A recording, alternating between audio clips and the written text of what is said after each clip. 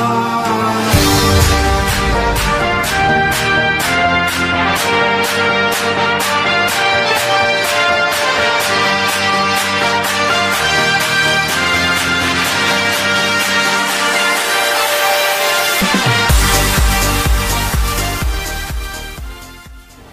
Troussi, bonjour.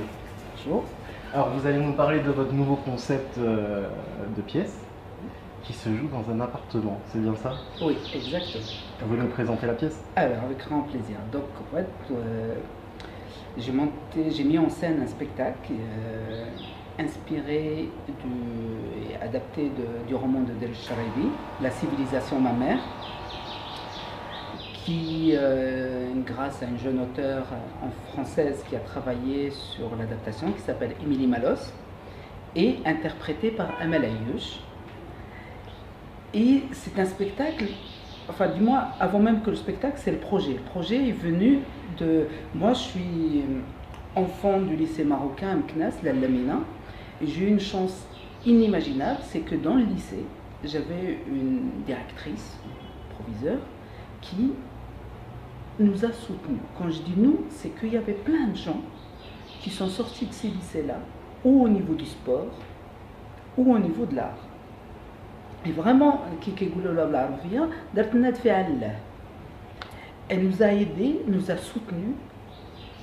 Et c'est là où j'ai eu ce goût-là du sport et de la notion artistique et du spectacle.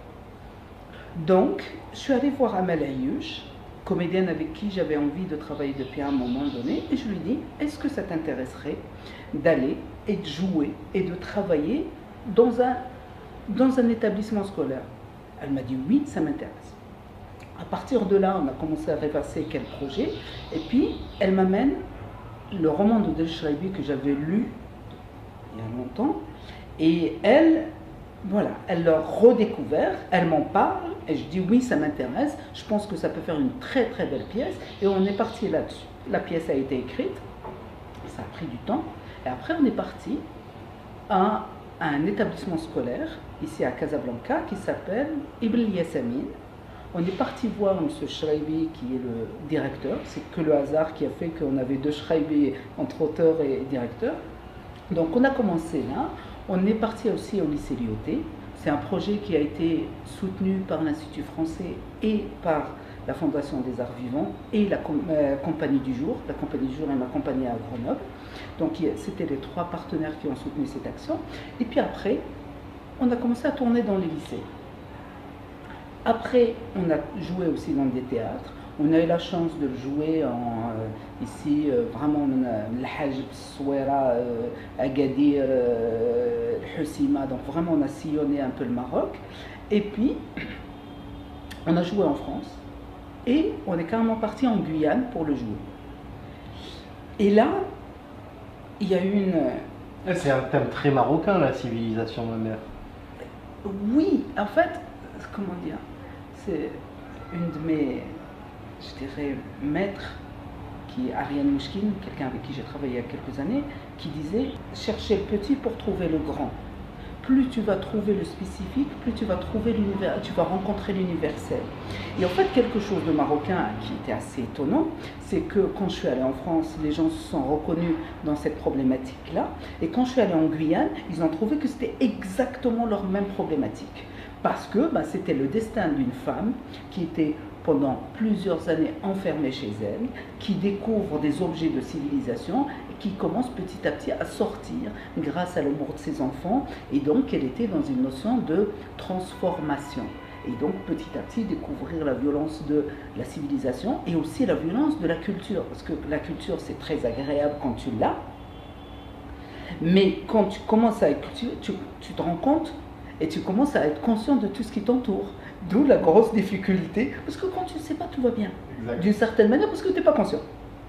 Mais là, elle en est consciente, et donc ça devient violent. Pourquoi lui, pourquoi elle qui est femme, n'a pas le droit d'aller étudier, alors que ses enfants qu'elle a enfantés, ils ont le droit d'aller étudier? Pourquoi? Parce que c'est une femme.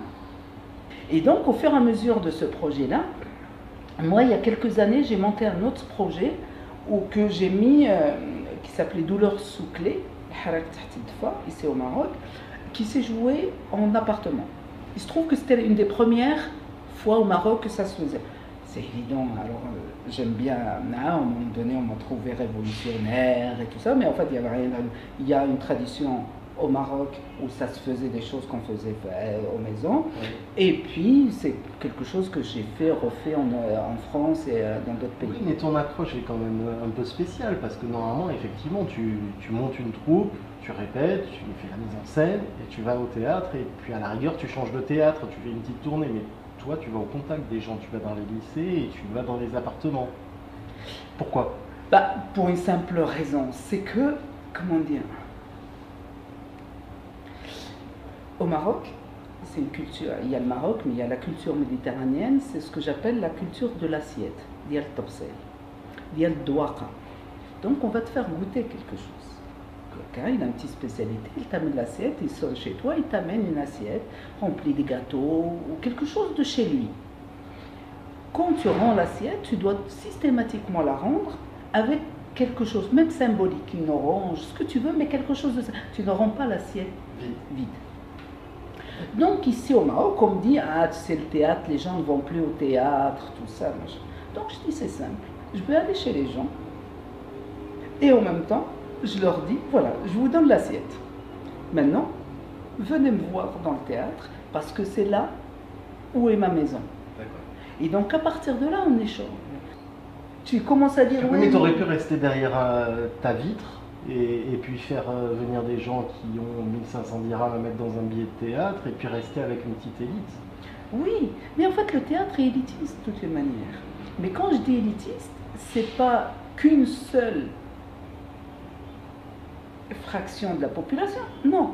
Donc il y a un moment donné un peu d'humilité et je me suis dit, je vais faire des choses avec des gens, dans un endroit donné, avec ça. Si là, je peux toucher ces gens-là, si ça, eux, peuvent rayonner un petit peu, c'est déjà très bien. C'est énorme pour moi. Voilà. Après, comme ça, je fais et je tente. C'est pour ça que je parlais tout à l'heure d'exigence. Voilà, j'essaie d'amener quelque chose de qualitatif à un endroit donné, avec des gens donnés.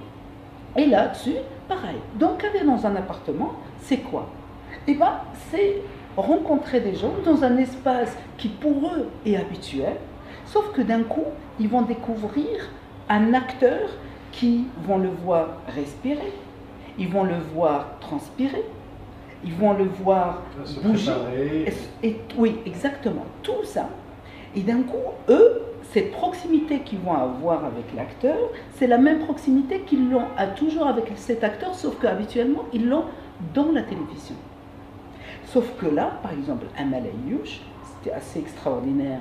Après la représentation, il y a quelqu'un qui me dit, moi maintenant, à chaque fois que je vais entendre Amal Ayyouch dans un film ou dans une série, je vais aller voir. Parce que là, pour la première fois de ma vie, je l'ai découvert complètement autrement que ce que je la vois habituellement. Oh, mon Dieu, quelle grande actrice.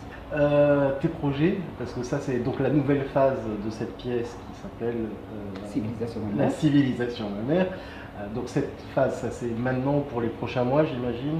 Alors, c'est un spectacle qu'on a monté il y a presque maintenant 2 ans. On est à peu près à une 60aine de représentations.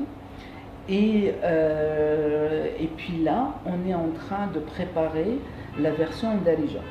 Parce que nous, on voulait vraiment garder la langue de Schreiber qui est très très belle, qui est la langue française, mais aussi on avait envie d'aller y toucher. Et aussi pareil, on rêve de le jouer aussi en anglais, parce que la chance qu'on a au Maroc, c'est qu'on a une guitare à 6 langues.